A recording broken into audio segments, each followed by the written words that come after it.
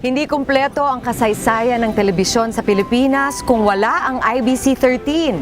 Dahil karamihan sa mga programa ngayon sa TV, mga konsepto, mga artista, pati na rin mga tao sa likod ng kamera ay may koneksyon sa stasyong ito.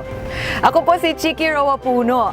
Mag-throwback muna tayo sandali at alamin natin ang kwento ng IBC13, the original #1.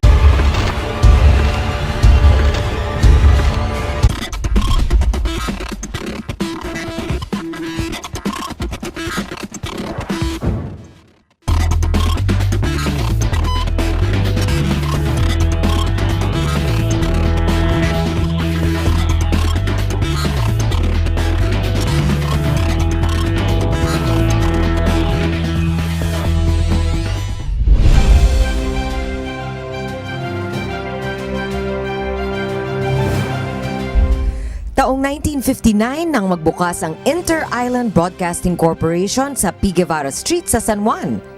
Noong February 1, 1975, sa ilalim ng bagong may-ari na si Roberto S. Benedicto, nabigyan ng bagong muka at pangalan ang TV station, ang Intercontinental Broadcasting Corporation.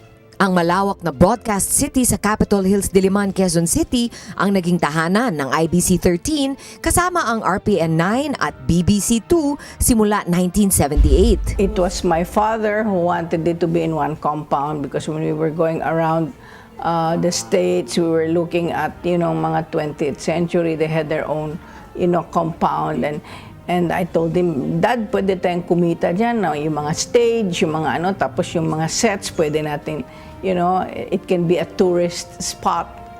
So, yun, doon nag-umpisa. Enjoy yourself. Enjoy yourself. Channel 13. Okay, at that time, Channel 13 had no identity. So when we came in, we always thought of what will make us different from the other channels. Tatlo lang kami. It was Buddy Tan who was #1. Johalan Doon was the general manager and a funny man. So he fitted into the Channel 13 format so perfectly. And I was there to make my comments, to think of some, mag-isip ng kwan together with the directors, the writers. Johalan Don, who is the cousin of Buddy Tan, he's a funny guy. He's a very nice man. He was the one who thought of putting Tarzan.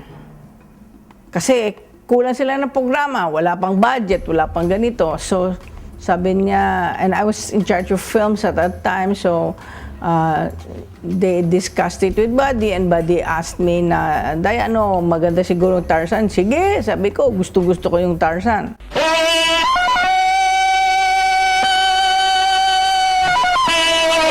When Channel 13 started broadcasting Tarzan, it became #1 and stayed #1 for quite some time.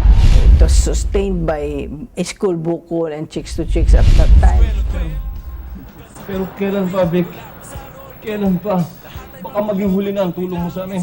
Tsaka yung pag-iisipan mo. Sapagkat ngayon ay first day na ng classes at sa makalawa ay last day na ng enrollment. Baka hindi mo makausap si Miss Tapia. Aanhin mo pa ang damo. Kung hindi na pwedeng mag-enroll ang kabayo. Kuha mo. Huwag nyo nang papupuntahin sa opisina at huwag kayo ang i-interview. Dito sa bahay ang punta. Magpalagay dyan, magpaskil tayo dyan. Kailangan ng katulong at huwag sa opisina dahil puro palpak ang ginagawa ninyo. Yes, sweetheart. Sa pagbabalik ng the original #1. Naghanap kami ng bagong director para bago ideas. So sabi ko, sige, why not? Ang naging magkapatid kami ni Tito sa Escalera Brothers. Alam mo, si Vic ang naging abogado, si Ongasis. Kasi immigrant ako noon. Ngayon, nung inalok niya sa akin itong Chicks to Chicks, at nagkwento siya, ano ang format, yung ganon, nagustuhan ko.